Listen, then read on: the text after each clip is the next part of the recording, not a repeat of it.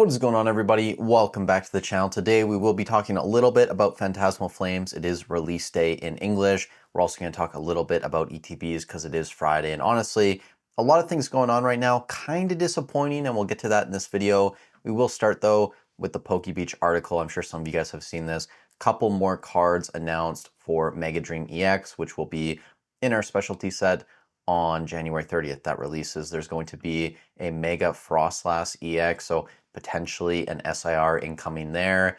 And then we also have the ends Zekrom. We have a higher quality image now. This will be an illustration rare, so I don't think it's going to be super duper expensive. It'll probably have some level of value, but I don't think it's going to go crazy. And honestly, outside of the Mega Gengar EX, I really haven't seen anything in that set yet that is really enticing, at least in my opinion. I am still kind of disappointed we're getting the Gengar in that set, not in Fantasmal Flames. I think there's so much potential for Fantasmal Flames, but we'll get to that later in the video. I do want to start with ETBs because it's Friday. I'm sure some people are curious.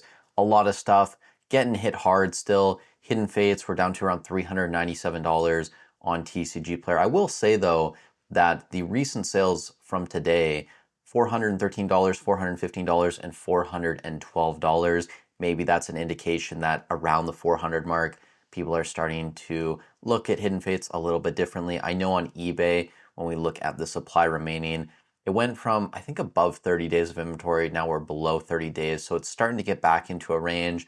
We'll keep an eye on that moving forward. Champions Path, this is down a little bit. We're sitting around $151.02 currently. Still a ton of supply out there. This is still not that great of an investment. I know this box has done decently well over the past 3 months, all things considered, and it hasn't really been hit hard like some of the other ETBs over the past 30 days, but I still wouldn't be putting my money into Champions Path. The same thing goes for Shining Fates. I think we're sub 400 boxes now on eBay North America, below like $120, $122 USD.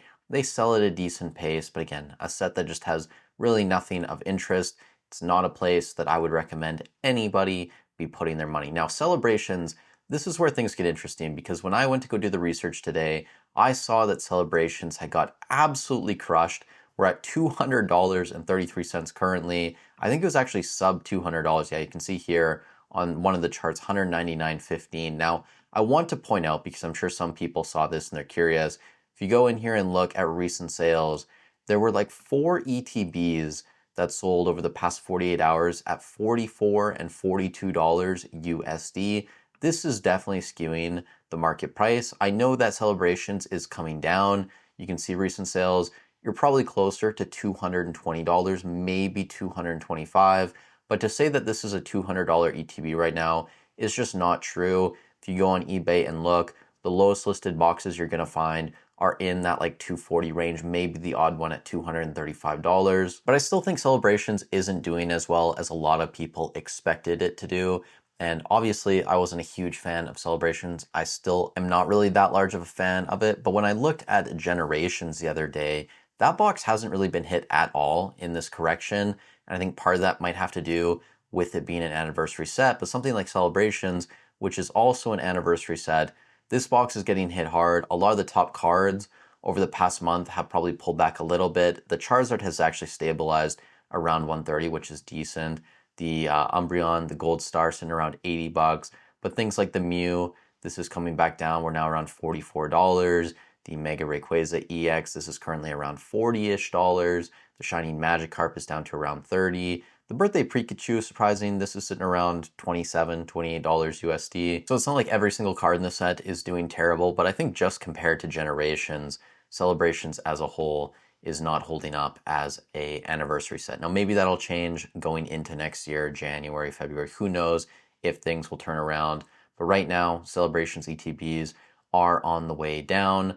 Now after Celebrations, we do have Pokemon Go. I don't really want to touch on this too much. Sitting around $100 USD, basically an all-time high on this box. Again, not really a place that I'd want to put my money, but there is definitely less supply of Pokemon Go out there compared to like Shining Fates or even Champions Path. So I don't think it's as dead of money. Still moves at a decent pace, nothing compared to some of the top ETBs. But I think when you look at Pokemon Go and take it for what it is, it's actually performing quite well. And then finally, Crown Zenith, this is actually getting hit very hard also. We're down to around $200 in ETB on TCG Player. A lot of sales in the low to mid 190s. You even have sales here, $184 from a couple days ago, 2 boxes sold. I think when you look on eBay, there are probably still a couple listings in the 190s, a lot in like the 200 to 210 range. This might be a decent time to buy some more Crown Zenith if you guys are a big fan of the set. I'm not holding tins or anything like that, but my ETBs, my booster bundles, those are things that I plan to keep in my collection, in my investment portfolio for a fairly long period of time. And when I look at these sets too, because I know there is a lot of conversation between something like Crown Zenith and comparing it to Celebrations. When I look at the cards inside of these, I know there's some classic cards in Celebrations. Some people, huge fans of that. I just feel more comfortable with Crown Zenith long term, even though some people say that the pull rates are too easy, you're never going to have super expensive cards. You still have the Giratina V-Star up there around $200, the Mewtwo V-Star sitting around $170, and the Arceus as well, $125. The other gold cards, a lot of these Leafeon V-Star type cards, Glaceon V-Star, Darkrai, Deoxys. There's just so much depth in this set that it's never going to be something that I hate, at least in my opinion. Now, a set that I'm growing to actually hate is Fantasmal Flames, and this might be an incredibly hot take. I know out the gate, I had super high hopes for Fantasmal. I think if you got pre-orders in at MSRP 2, you're obviously killing it. Like, that's great. If you got PCTBs, a booster box from the Pokemon Center, whatever, awesome, perfect. But buying boxes now at $300, I'm just not a fan of loading up on a lot of these newer sets, especially a set like this that really isn't as deep as I thought it was going to be. It really does seem like it's going to be Mega Charizard or bust in this set. And you can see currently, I know they kind of have been flip-flopping this morning, the Mega Charizard X EX is actually more expensive, sitting around $800. The Gold Charizard, you're around $770. So they're very close in price. I think that the SIR is a way better card. That's just my opinion. But the pull rates on the gold card might make it more expensive in the long run. Time will tell. But outside of these two cards that I think are awesome, you're already sub $70 on everything else. The Dawn SIR is $66. The Mega Lopunny is sitting around $60. Sharpedo's around $50. That other Mega Charizard XCX is down to sub $40.